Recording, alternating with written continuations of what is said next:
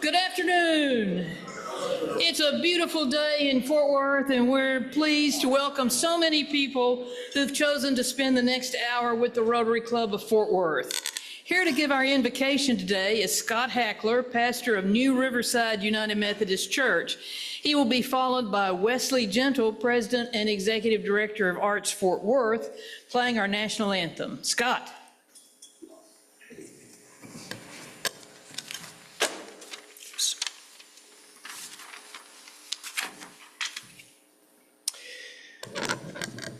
This prayer was written 70 years ago by the American Trappist monk Thomas Merton. Please pray with me. My Lord God, I have no idea where I am going. I do not see the road ahead of me. I cannot know for certain where it will end, nor do I really know myself.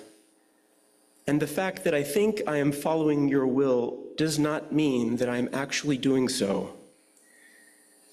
But I believe that the desire to please you does in fact please you.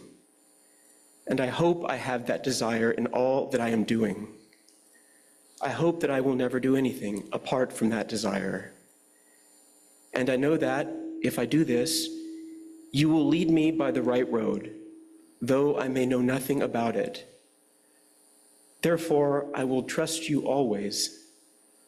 Though I may seem to be lost and in the shadow of death, I will not fear, for you are ever with me, and you will never leave me to face my perils alone.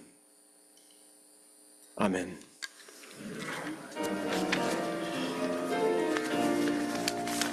Oh, say, can you see by the dawn's early light what so proudly we hailed at the twilight's last gleaming, whose broad stripes and bright stars through the perilous fight o'er the ramparts we watched were so gallantly streaming, and the rocket's red glare the bombs bursting in air gave proof through the night that our flag was still there.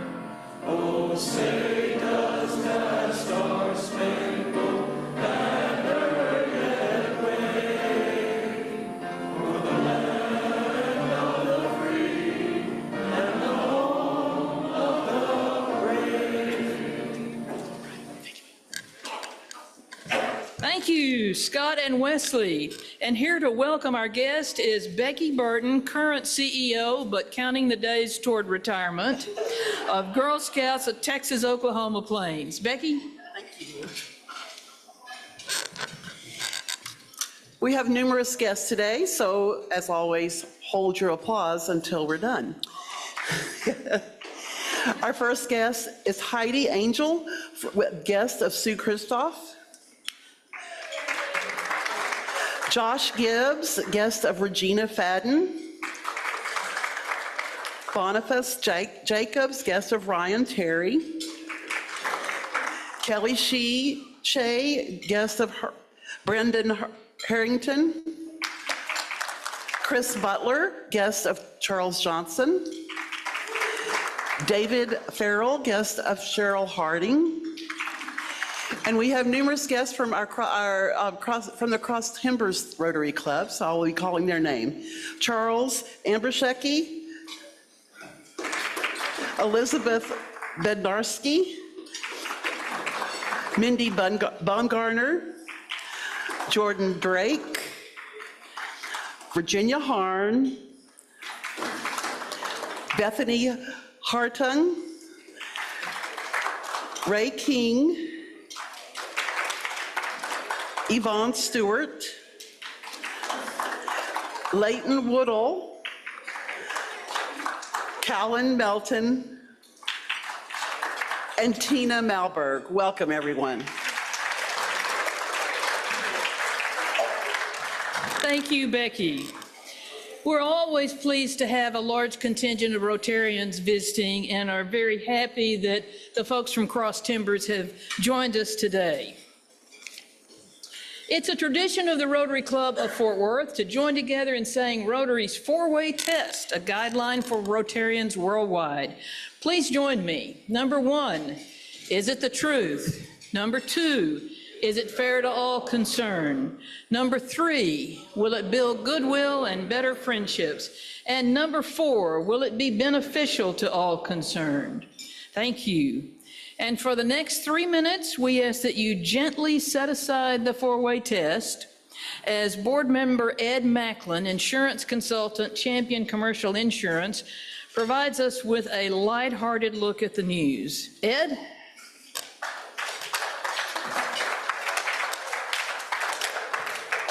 Thank you, President Ann. Well, I feel about as welcome as an ICE agent in the TSA break room at DFW Airport. I wrote that a couple days ago. I know they fixed it today, but and Brenda, you had a question? Yes. What's your question, Brenda? What's going on?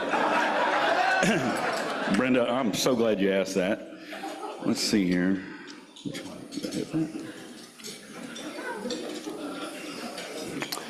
Well, Visit Fort Worth announced the 1 millionth visitor to the stockyards in 2026. Meet Mr. Cody Wilhorn. Cody hails from Sanger, Texas, and as the 1 millionth visitor, he was showered with many prizes. Hopefully, they also showered him with some soap and water. Prizes include a 2-night stay in the presidential suite of the Drover, gift card from the Maverick, from Letty's, among others. He was a bit disappointed it didn't include a free pass to PRs, but, you know, hey, I'm sure they can get you in since you're a celebrity. Cody, get over to the Maverick ASAP and buy a shirt. Trust me, you'll have your pick of the ladies in the Drover bar tonight.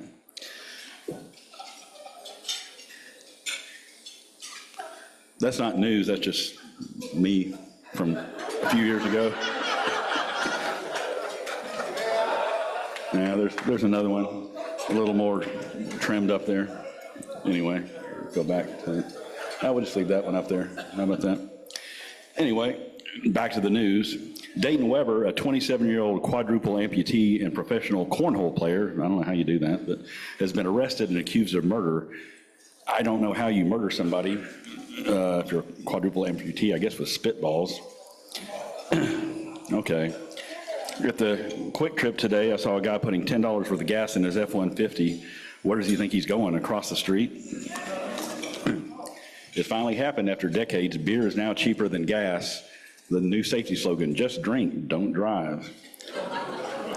Monica Lewinsky this week said her sex scandal with Bill Clinton led her to considering changing her first and last name to one less infamous and controversial, like O.J. Epstein. And then I heard Dallas Cowboys quarterback Dak Prescott was briefly radicalized in Iran a few years ago, and he launched missiles toward the U.S., but they were all intercepted. Hey, I'm trying.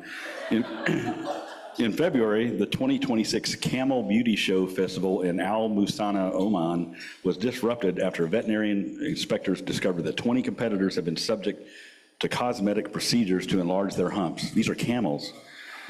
The camel's humps were injected with dermal filters similar to those used on humans. They were also used to create poutier lips and soften their faces. Festival officials said they would impose strict penalties on the manipulators. Camels are judged on coat, neck, head, and humps. And that's a true story. Tommy Lynch of Derbyshire, England, went to the hospital after waking up with blue skin. Lynch's roommate, who is also a nurse, saw his skin and whisked him away to the emergency room, thinking he might be deprived of oxygen. Doctors there assessed him and prudently rubbed his arm with an alcohol wipe, revealing his ailment, sleeping on brand new, unwashed, dark blue sheets. I never knew you had to wash your sheets before you slept on them, he said. I looked like an avatar. Lynch said he spent over a week trying to get all the dye off his skin. And finally, in Mississippi, Patrick Alexander was this close to walking out of the Chesterfield County Detention Center, having been ordered to pay a $250 bond on a trespassing charge. He handed $300 bills to the judge and said, "Keep the change." But the sharp-eyed judge noticed something weird about the bills, an unusual color along with Chinese writing on the backs. Plus, one of the signatures was Donald Trump. A counterfeit detection pin backed him up. The bills were fake. He now faces an additional charge of forgery and was returned to custody. All right, this weekend, TCU plays Texas Tech in baseball. That'll be good. March Madness is still going on, although the Longhorns barely dropped out last night. And tomorrow is Spring Gallery Night in Fort Worth. Have fun, everyone, and be safe.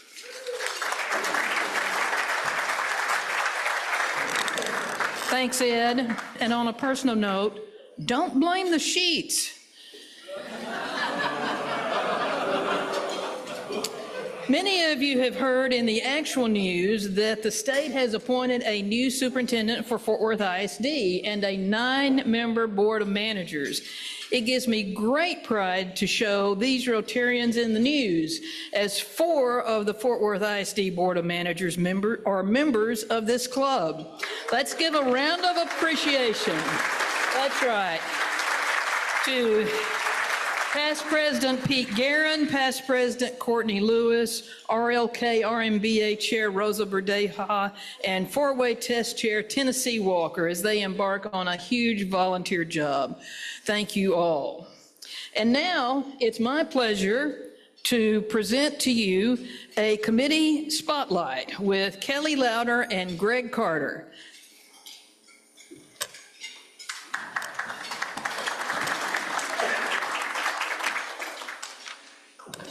Good afternoon.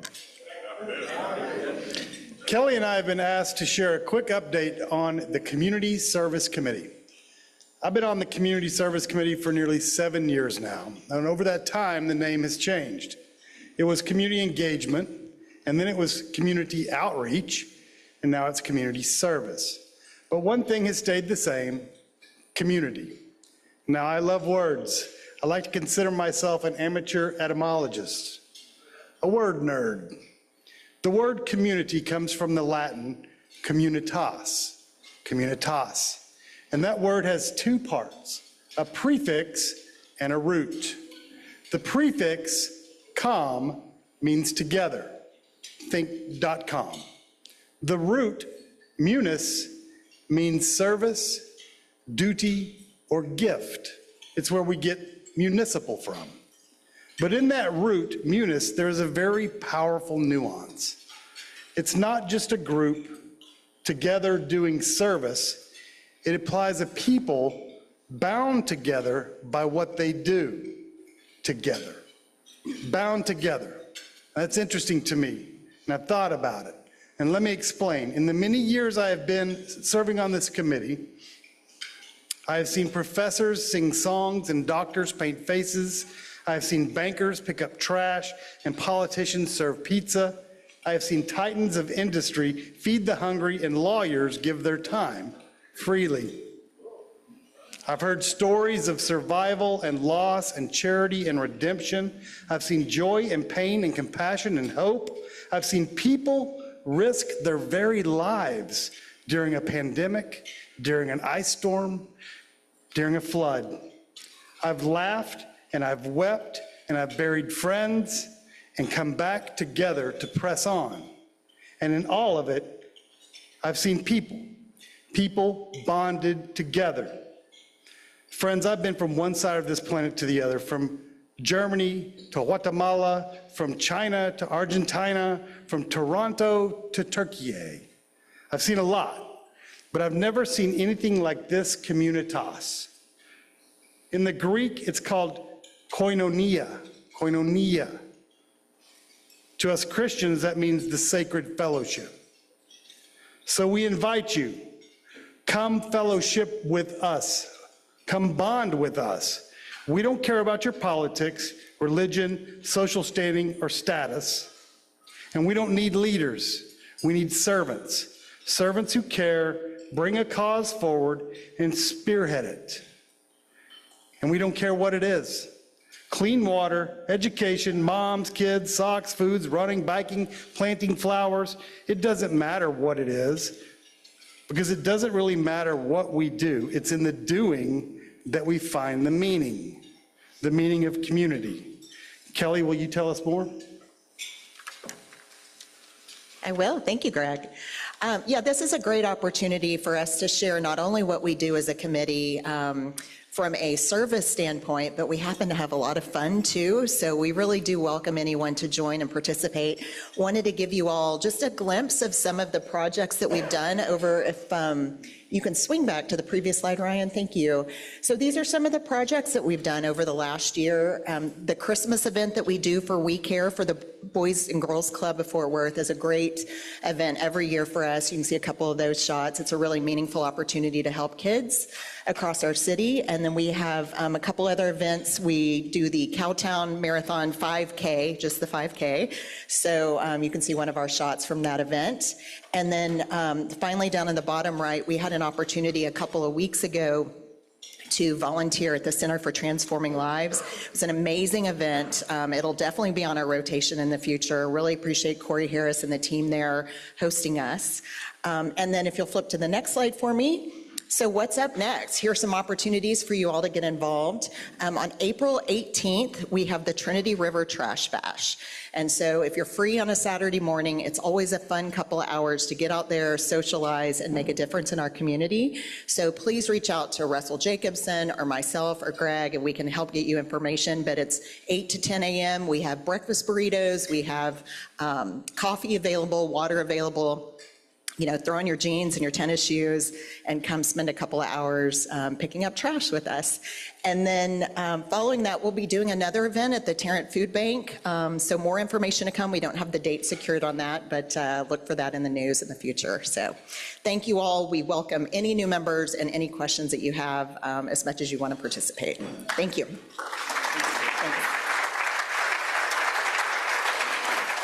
Thank you, Kelly and Greg. Always a lot going on with service. It's now my pleasure to introduce Grants Committee Chairman Regina Fodden, President of the Fort Worth Museum of Science and History, who will be presenting a check to a grant recipient. Regina.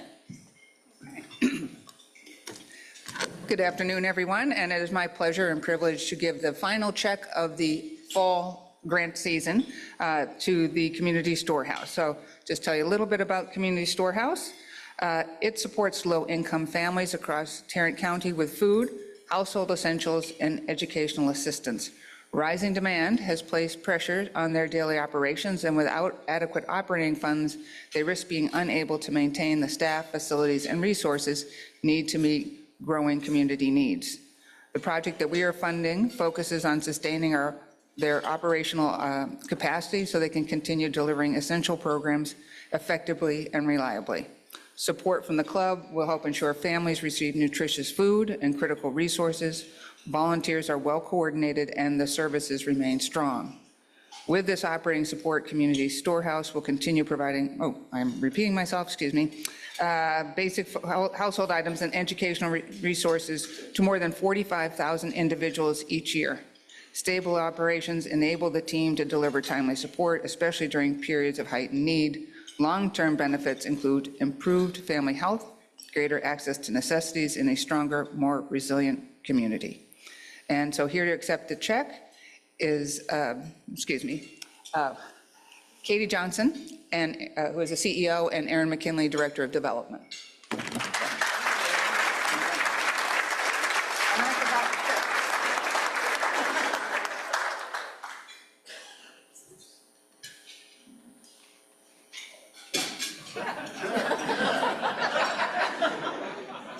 Sorry. Okay.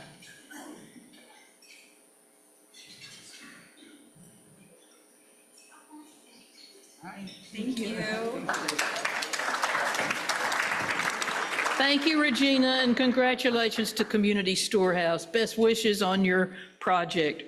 We're happy to support the good work you do, and remember, it is your gifts through the Four-Way Donor Initiative that make these gifts possible. It's now my pleasure to introduce to you Board Member Christina Judge, who has 3 first readings for membership. Christina? Hi, thank you. It's very exciting. Our first reading has to do with Wayne Ashley. He's the Vice President of Regional Campuses at UTA. His classification is higher education, and his proposer is James Emmons. Can I just read this all over? Okay. Number 2 is Michelle, and a lot of you know I speak German, so I get to use my German accent, Schneidenbach, Director of Planned Giving, Cook Children's Health Foundation. Classification is healthcare, and proposer is Meredith Haller. And last but not least is Clark Sykes, who is Program Management Group Manager at Fries and Nichols. Classification is engineering. Proposer is past President Jim Whitten. If no written objections are received in the Rotary office by April 10th, these proposals will be given a second readings and voted on by the club. Thank you. Thank you, Christina. And now it's my pleasure to introduce Matt Kimball, who is a proposer for a new member, and he's going to introduce him. Mac? Appreciate it. Rotary has been a huge part of my life. I joined Rotary when I was about 30 years old, and it controls so much of my decision-making and so much of my time, thank goodness, now that I'm retired. I met this young man at a place called God Bless Retirement, and it's hard to believe that you can meet someone this young thinking about retirement and planning for the future, but as you get to know him, you'll understand why he plans as just a basic part of his life. He's already taken an interest in our Veterans Committee. His family actually runs the Special Forces Foundation, working with Green Berets and their families as they transition into public life. He started at AT&T, and those of you who know me know that I competed with AT&T for many years, and we did have a couple of little wrestling matches about that early on, but he did move to Dallas Commodity Brokers, where he is a commodity broker. So if you're curious about why oil changes price overnight, he will tell you, but it's kind of like asking about what time it is. He will tell you how to build a watch. So be aware that the young man knows his business well. Help me welcome Braden Lambrecht.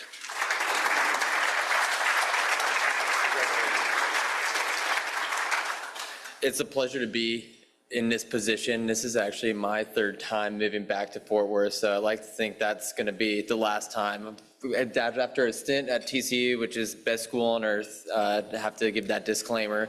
Went to Austin, then came back, and then went to Dallas and came back, and there's just something really special about being able to come back to a place that feels so homey, that has so much entrepreneurial spirit. It's the biggest small town or smallest big city that you'll ever come across, and I truly believe in that. And to get the chance to meet somebody like Mac and other folks and be able to get myself plugged into this community and actually have a say in the way that the story of Fort Worth continues to evolve, and get to help those that have helped me feel at home, coming from Colorado originally and now getting to Texas and making this where I plant my roots. I just feel really blessed to be up here, and I'm excited to get to know more of you and be able to get plugged in, especially with the veterans community. So thank you all so much.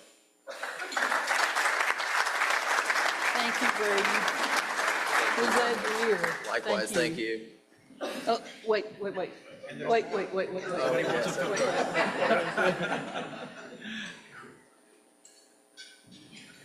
Thank you. Thank you. All right. It's always a pleasure to welcome new members, and if you know of someone who is interested in joining Rotary, please bring them to a meeting and get information from our membership committee chairs, Deanna Stewart and Rebecca Montgomery. Here to introduce our second new member is Bob Mitchell. Howdy. Johnny Reiser is originally grew up in Cyprus and Houston, and he with parents and 3 sisters. So his young years, he was a young prince, clearly. And then with a name like Johnny Reiser, he had to play baseball. And he was a Ragin' Cajun in high school, and then went to TCU on a baseball scholarship, and not just played baseball, he was a star. The good news is he also took an interest in finance. That became important a little later. He was he was in the 7th pick for the Orioles, Division 3, And then he had hip issues. Now, if I ever age, I'll have empathy for that, but it seems unlikely. His college sweetheart, Lauren, and he have a 9-month-old daughter, Eliza. So about a year ago, all of a sudden, he had to start being adult. And he has a wealth management practice. Rumors are something in the 50-55% return range with no risk. I mean, you may want to check on that. And he is so organized and so detailed that he wrote me his introduction. And at the very end, and this is absolutely the case, it says, "So now please welcome Johnny Reiser." So I got that part right.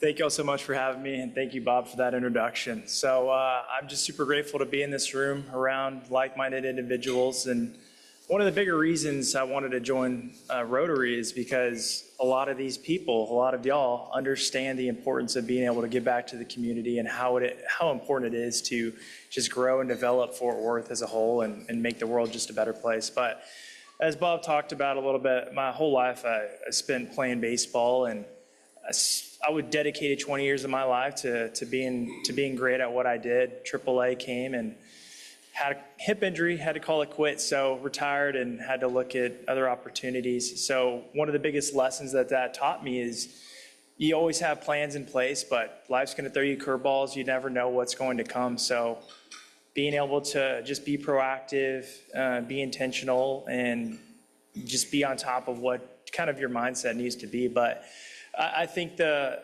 biggest thing for me that baseball taught me was it's a game where you have to play for the other person next to you. You can't play for yourself tracking stats. You got to know exactly, hey, if I don't put in this work to perform and get to where I need to be, then the team's going to fail, we're going to lose. So I do believe that that's carried over into wealth management, and also want to carry that into Rotary as I continue to work and get to know y'all and grow alongside y'all and be able to help people and give back. So I'm just super grateful for the opportunity. And fun fact about me, it goes back to baseball, but 2019, made a #1 play on SportsCenter Top 10, robbing a home run against UT. So I'm sorry, Ed, but it was a neat experience, but I appreciate it. Thank you so much.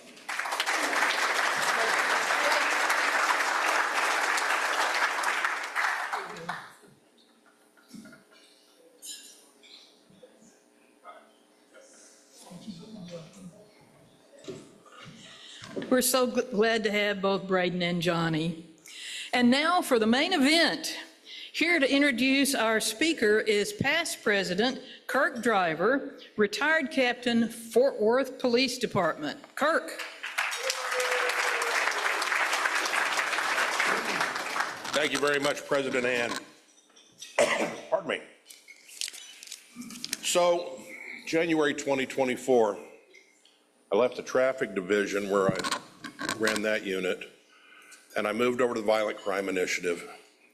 The Fort Worth Police Department Violent Crime Initiative works between the patrol divisions that own the geography, and I facilitated between them and the various specialized units in our department that tackle violent crime, our gang unit, our vice unit, our narcotics unit, the intel unit, et cetera, et cetera. Coincidentally, right about that time, it was actually late 2023, Supervisory Special Agent Maffey, Chris Maffey, came to Fort Worth on a new assignment. That assignment was to the FBI's Violent Crime Squad for the Fort Worth area and the surrounding North Texas region. So let me tell you a little bit about him.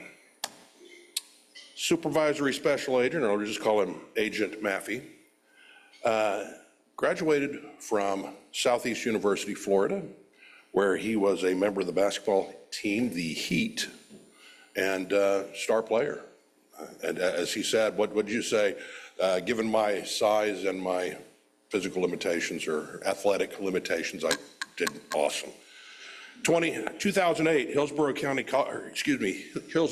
Sheriff's Office took him on as a new deputy. He worked there 7 years before he moved up to the FBI.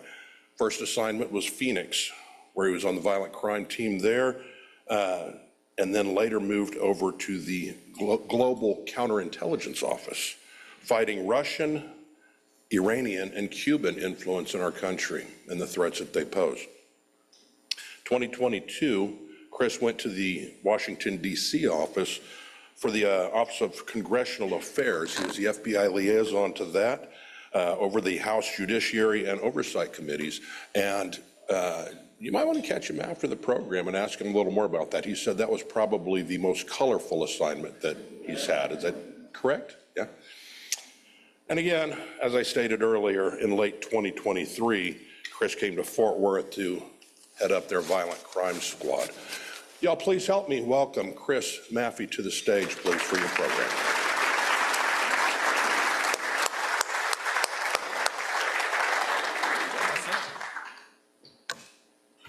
Good afternoon. You guys are such a cheery bunch. I hate that I have to come up here and start talking about crime. Thank you, sir, for inviting me. I came here about a year ago as a guest of his, and I thought this would be a good venue for me to come tell you a little bit about the FBI. I don't intend for this to be a very interactive presentation, so this will be the only question that I ask of the audience. How many people have ever met an FBI agent before? That is shockingly high. I have nothing else to say, so I'm gonna see you later. All right, so I thought that as a caveat, some of these pictures are real. This is the real work that my squad is doing in the Fort Worth area. So when you see them, those are not props, that's not from a different place, that's here. What I thought would be most helpful for you all is to break this into two pieces. Number one, to tell you about the FBI. A lot of people know about it, they hear about it, they might know somebody, but they don't actually know what we do or where we do it. And then the last part is about two things that I would consider emerging trends that when people in the community ask me about, I think are probably the most prolific things that we're dealing with right now. So, big FBI. We're everywhere, but we have four main priorities. You can read them there. It's violent crime, it's defending the homeland, which encompasses our counterterrorism, our cyber, and our counterintelligence programs. We hope to build public trust through all the work that we do. A lot of that involves our public integrity investigations, so think public corruption, color of law, misuse of force, those kind of things. And then lastly, accountability. People think they place the FBI in a certain place. We aren't the people who have gotten that trust, but agents along the way. And our hope is that the trust that the United States has for the FBI that has been gained from the 30s through the 50s through the 80s continues on through the work that we do. So if you boil down everything the FBI is trying to do, it's trying to do these things. All right, what is the FBI? We're very large. We have 56 field offices across the country. We have them in most states. There are states that, due to population size, we don't have a huge presence. So, for instance, our Minneapolis office also covers both of the Dakotas because they're not large enough to have their own office yet. But we have 56 offices throughout the United States, to include Alaska, Hawaii, and Puerto Rico. And then you can see there we have quite a presence overseas. We were the first federal agency to start deploying federal agents overseas, and that was dealing with World War II issues. Our largest LEGAT, which is what they're called, is in Mexico City.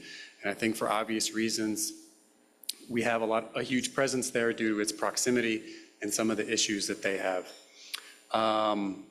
We have a lot of employees, almost 40,000. So we're like a small, or I guess a large corporation. So we, the agent, are typically the front-facing piece, but understand everything to support the agent is also present.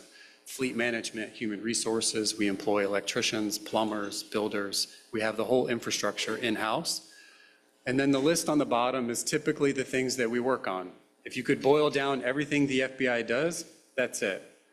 Terrorism, violent crime, white-collar crime, healthcare fraud, all of those things. So People ask me all the time, what do you do? Who is the FBI? I like to explain it like this. We are kind of like the National Police Department. The DEA has a mission, and it's drug-centric. The ATF has a firearms mission, and that's where they focus on. We focus on all of this stuff. So we have agents across the country and the world that deal with all of these things. That's why we typically get involved in a lot. I would be remiss if I didn't talk about this. We are, I think you all in this room can attest, you're only as strong as the person sitting next to you.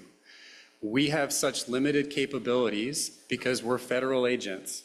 We need state and local law enforcement to help us do what we do. So a long time ago, about 50 or 60 years ago, we employed the task force model. And that's a way for us to federally deputize state and local investigators to work on federal investigations. Just paperwork, the U.S. Marshal Service does the deputization, but these are the different task forces that we have.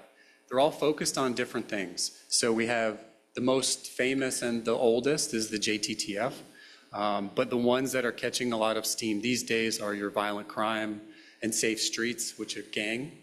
The most interesting one to me is the safe trails, and that's focused on Indian reservations. It's not that many here in the state of Texas, but coming from Phoenix, a third of the state is Indian country, and so we have a huge safe trails presence.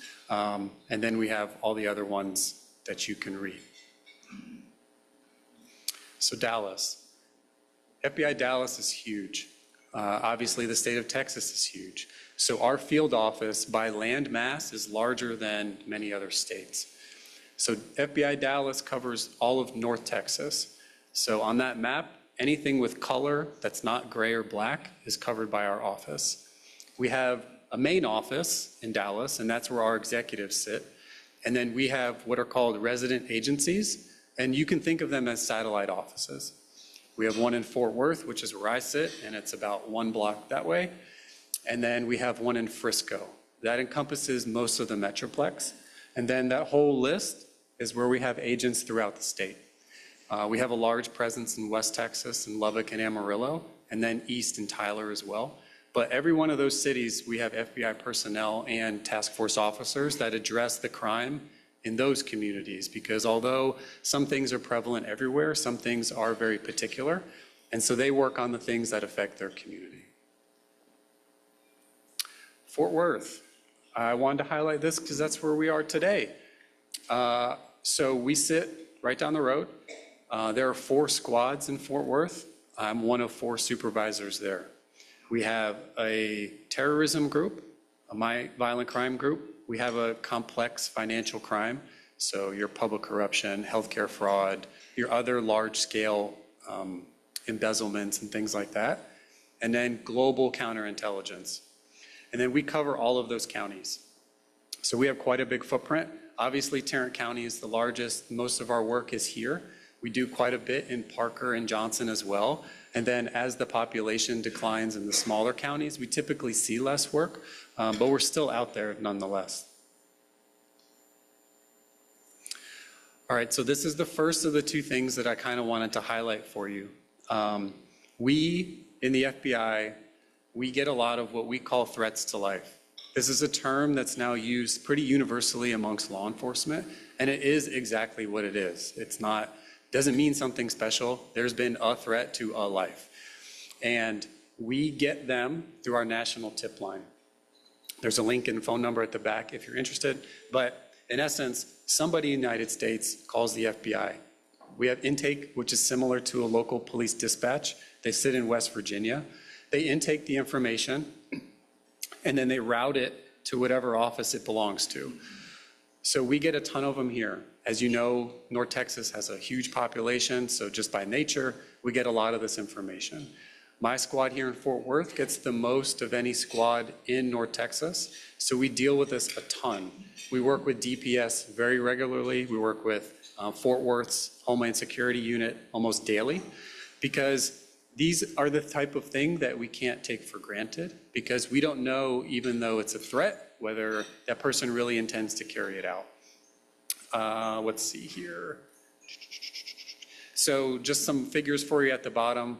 The FBI Dallas program received almost 4,000 tips last year, and over 250 were threats to life. So whether it's an online, via phone, I don't know if you know this, but the internet is quite popular.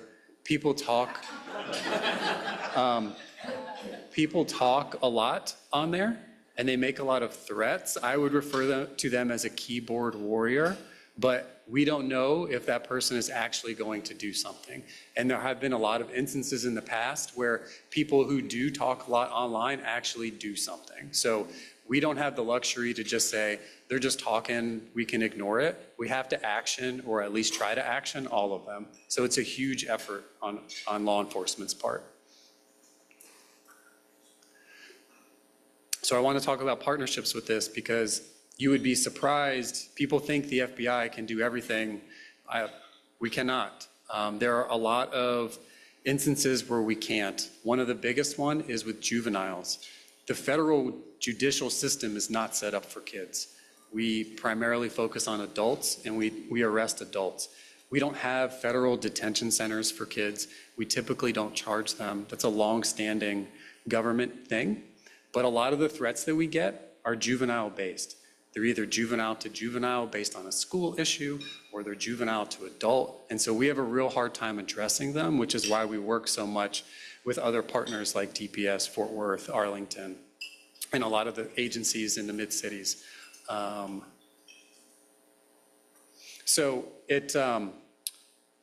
Typically what we like to do is we obtain the threat, we contact the person who submitted it. But I would say about half of the tips we receive are anonymous, which makes it quite challenging for us to get more information. We do the best we can.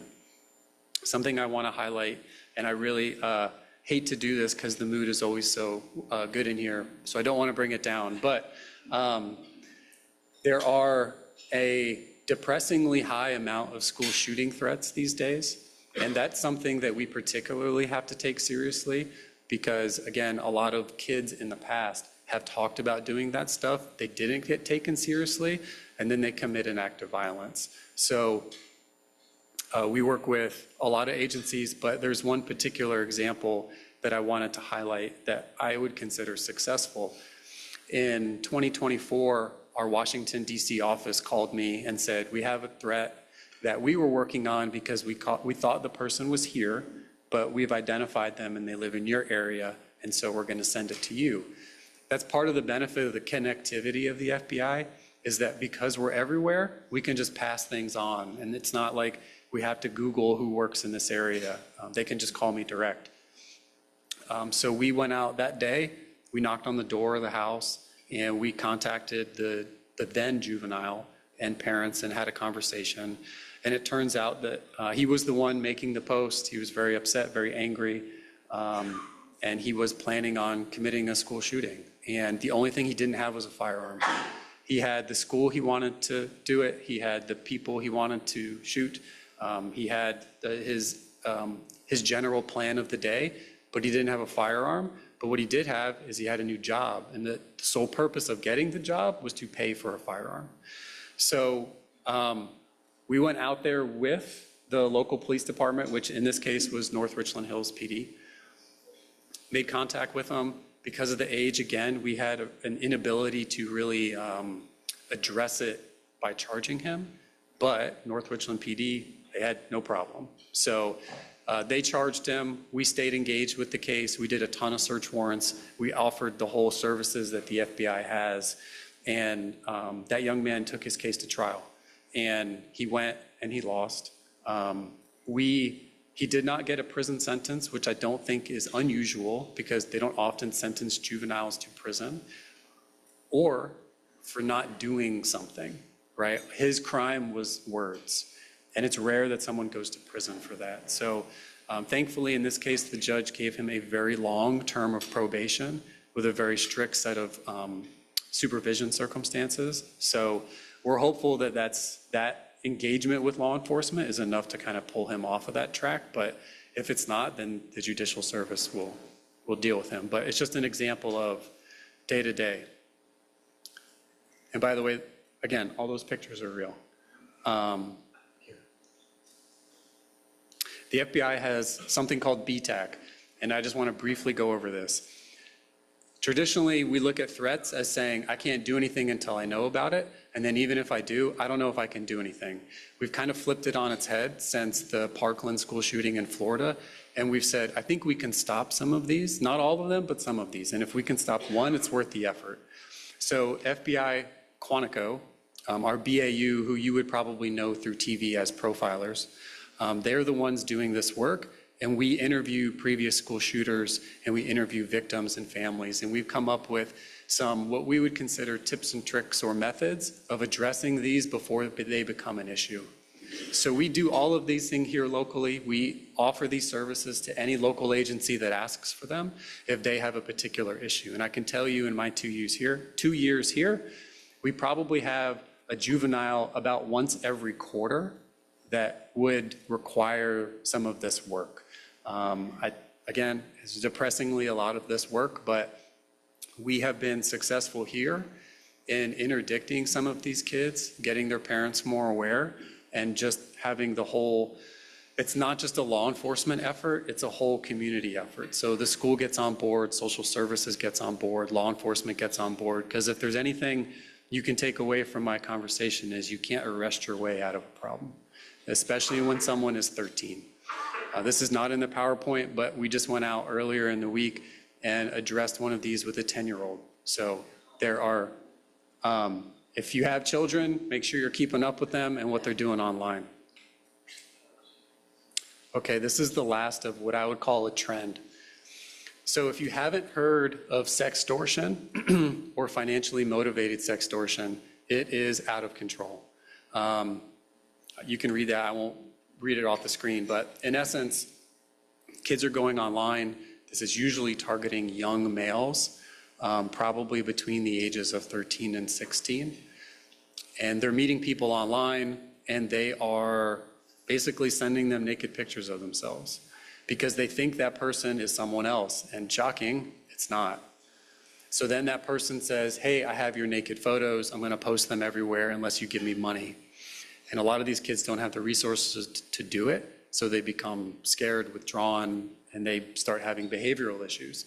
There are other kids who actually do start spending money and paying, usually in the form of gift cards or Cash App or other ways like that. And sometimes the parents take note because it's linked to their account and they don't know where this $300 went, but other times they don't.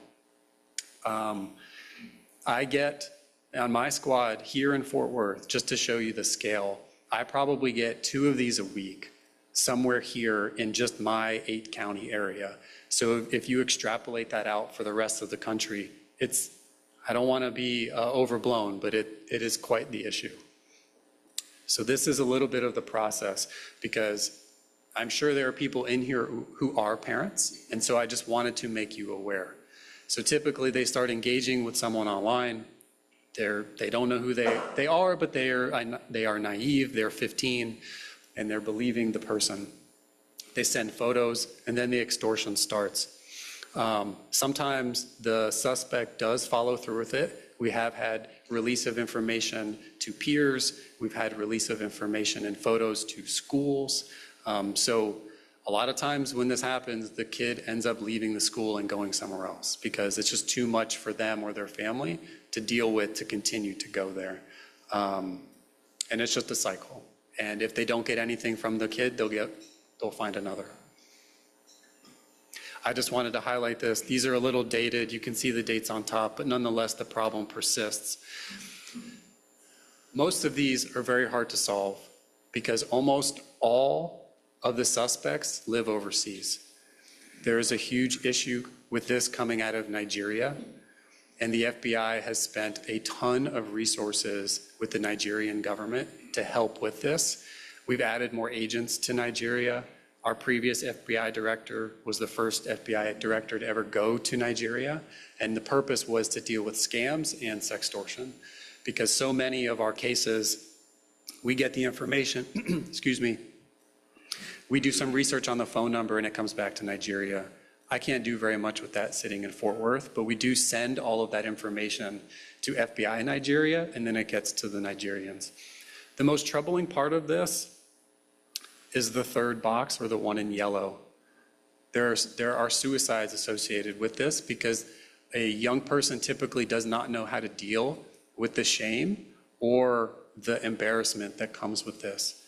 And I just wanted to highlight this one. So this is not the student. I took his photo out, but this is a real case where a young man got stuck in one of these. He was getting extorted. He paid some money and the person didn't stop. And this young man ended up taking his own life. What's the most insane part of this to me is the whole thing end to end was 8 hours. So there was no real opportunity for anyone to do anything if they didn't know. So when we get these, we try to jump on them, but understand, like, we have finite resources. So we can only do what we can do. There are times we're busy, so we kick it to a local law enforcement agency to do whatever they can do. But I just wanted to highlight, because I'm rarely in front of people, and so I wanted to touch on the threats and the sextortion. So if you're looking for how to keep your kids a little bit safer, this is what the FBI proposes. Basically, know what your kids are doing the best you can. I'm not naive. I have one child, she's 3. We're not here yet, but I am not looking forward to that. She already tells me no enough, and I'm not looking forward to 10 years from now. But there are things you can do. This is what we recommend. There's a million online resources for parents, so I would just say be engaged and be supportive. Your kid makes a mistake. Yelling is not the first step. Like, bring them in, hug them, talk to them about what they need, and then you can deal with discipline down the road. This is my last slide. I just wanted to touch on some things that we're doing as a little bit of a pick-me-up after the last topic. These are some successful cases that we've had right here out of our Fort Worth office. So the one on the top, the wanted poster, is Cindy Singh. You may remember her from the news. She's alleged to have killed her son, Noel, down in Everman. And so we've been working with the Everman Police Department for the last 2 years, and it was our squad that flew to India when she was captured and brought her back to the United States. The next gentleman next to her, he was out in Parker County. This is just to highlight the FBI's resources and assistance. You might have seen him on the news as well. He's alleged to have given his girlfriend abortion-causing drugs, which caused an abortion, because he did not want her to have their shared child. Parker County did not have the resources or capabilities to test the chemicals that he put it in coffee and cookie. They didn't have the resources to do it, so they called us. We sent it to Quantico. They tested it. It came back positive, and that helped with the charging on the Parker County side. So a case we're not otherwise involved in, the FBI is really interested in helping on stuff like that. The other one is Terry McAdams, which is a cold case homicide out of Arlington. The FBI has spent a lot of resources in the last few years increasing our genetic genealogy capabilities to solve cold case homicides, cold case sex assaults, and deaths of unknown Jane or John Does that have clearly been murdered. So that was a really big success for Arlington. I'm sure people have heard of the Prairieland incident. That was run out of the Fort Worth office here. My squad was the first to respond because it was violent. And then once we determined there was more to it, our JTTF took it over and they took it all the way across the finish line. And then the last one, another newsworthy event. We're trying to address violent crime in the area. And so my squad brought a racketeering case against 21 members of a gang in Arlington. And we made that arrest in November. That's it. That's all I have. So if you're interested in ever submitting an FBI tip, information's up top. If you ever need anything from me, my information's on the bottom. I'm a block away, but otherwise available. I tell people this, the FBI can't solve all of your problems, and we don't really try to. But what I can promise you is that if you ever need anything specifically of us or me, we'll answer the phone every time. So thank you for having me. You guys have a great organization, and that's all I have.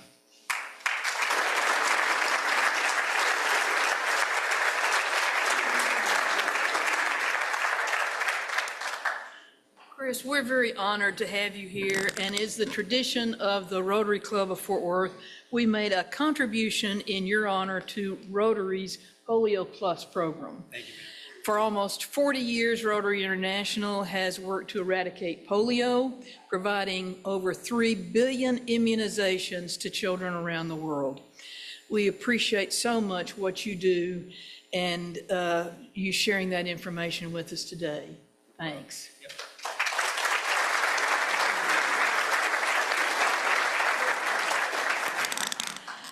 Wow. As we close, we have just 3 announcements. First, the Richard L. Knight Rotary Minority Business Awards are coming up in just 3 weeks, April 17th, and we have some outstanding participants. I know you will want to get that on your calendar and be here and bring your friends. Today, there is a Board of Directors meeting in Suite 305 immediately following our meeting, and next week we will not be meeting as we observe Good Friday. I'd also like to ask our guests from Cross Timbers to gather by the podium after the meeting is over for a photo. Have a wonderful weekend, everyone. Thanks for being here. Our meeting is adjourned.